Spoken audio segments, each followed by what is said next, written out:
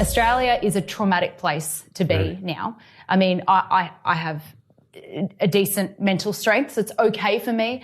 But especially when you go to Victoria, you know, where Daniel Andrews was, where I was during the lockdowns, for me, there's a lot of trauma. I remember, you know, on that corner I was shot at with rubber bullets, or on that corner I was tear gassed, or on that corner I had to hide from the police. You know, we had to hide under, even an hour after the protest, police would still scour the city looking for us. You know, I got fined for going to lunch, you know, like it's just insanity. They would turn up to my house at 1 a.m. in the morning, and I lived with my brother and my sister-in-law who had a baby. She was breastfeeding at 1 a.m. in the morning. They've ransacked my houses. They've interrogated my 4-year-old nephew. You know, so there's all that trauma. But what I would say, I have realised very recently, actually, just in the last 2 weeks, and this is a controversial statement that probably this is the first time I'm going to publicly say it. Okay. And that is that democracy is dead. It's that simple. It's hard to disagree.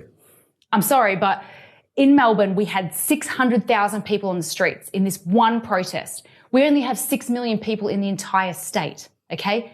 That, in a democracy, should be enough to change everything, okay? Yeah. A democracy literally means the people power, the power of the people. We were absolutely powerless, and we still are.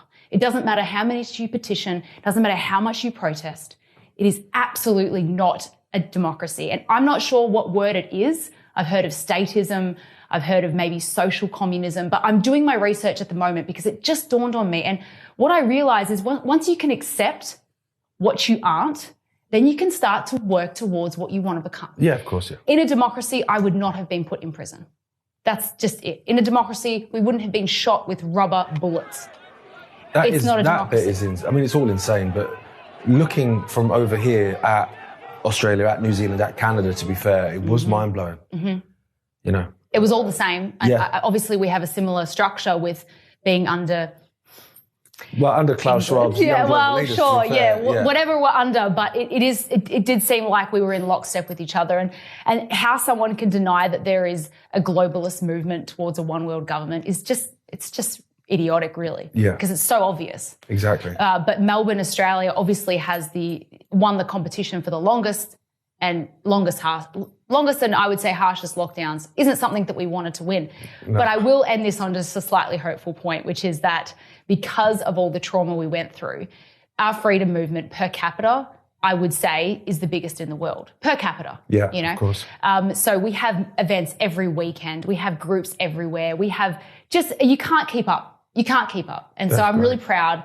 And so I want people to know that even though it was really difficult, you know, to get juice out of an orange, you need to squeeze it, right? Yeah. We got squeezed and we made the best of it, and we are ready for whatever comes, more ready than maybe other places.